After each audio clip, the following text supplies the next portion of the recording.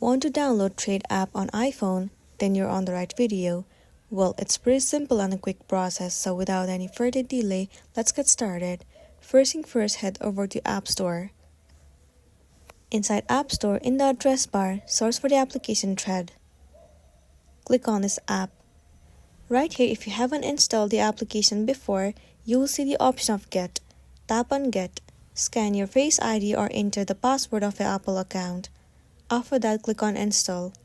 It will start to install the application on your device.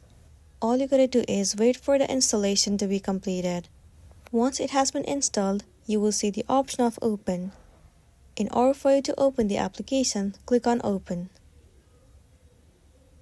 Wait for a while for it to load. Tap on Allow. Now from here, you can use the application as per your need and then you'll be good to go.